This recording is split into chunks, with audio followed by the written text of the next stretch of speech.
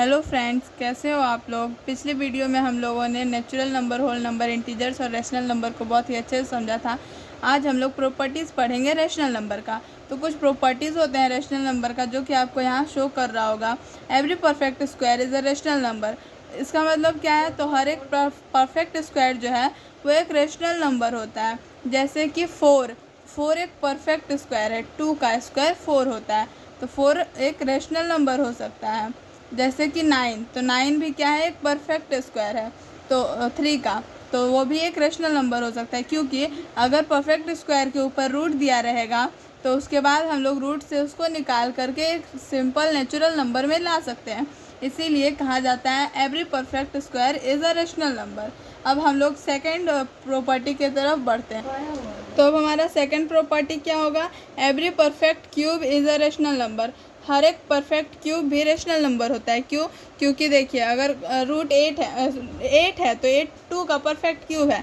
तो अगर 8 के ऊपर 3 का रूट चढ़ा रहेगा तो उसको हम लोग एक नेचुरल नंबर यानी कि 2 लिख सकते हैं। उसी तरह से कुछ एग्जांपल्स है, जैसे 27 के ऊपर रूट 3 चढ़ा हुआ है, तो हम लोग उसको 3 का परफेक्ट स्क्वायर, वो 3 का परफेक्ट क्यूब है, तो हम लोग 3 का परफेक्ट क्यूब उसको लिख सकते हैं। तो लास्टली ये निकल करके हमारा एक नेचुरल नंबर बन जाता है, और नेचुरल नंबर भी रैशनल नंबर होता है। इसीलिए हर एक परफेक्ट क्यूब भी होता है वो एक रैशनल नंबर ही होता है।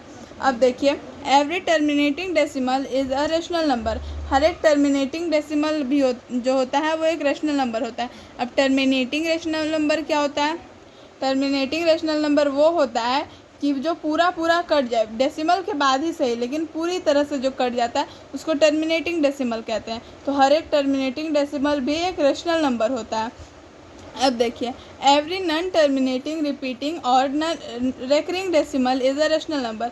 अब हर एक नॉन टर्मिनेटिंग मतलब कि जो कि पूरा नहीं कटता है, लेकिन हाँ वो रिपीट होते चला जाता है, कुछ डिजिट्स के बाद वो रिपीट होते हुए चला जाता है, या फिर उसके ऊपर रेकर चढ़ जाता है, इसको हम लोग रेकर कहते हैं, और इसी को रेकरिंग कहते हैं। तो या तो वो रिपीट होते चला जाए या तो उस पर रेकरिंग चढ़ जाए, तो उसको रैशनल नंबर कहते हैं।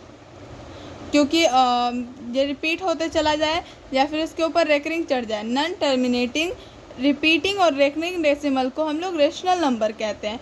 22/7 भी p/q के फॉर्म में लिखा हुआ है, इसीलिए हम लोग इसको भी रैशनल नंबर कहते हैं। लेकिन पाई आप लोग जानते ही होंगे, इसको पाई कहते हैं।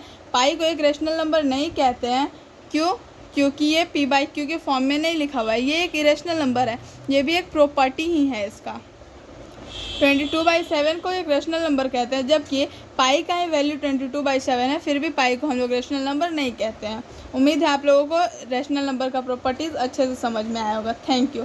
पसंद आए तो हमारे वीडियोज़ को लाइक करें।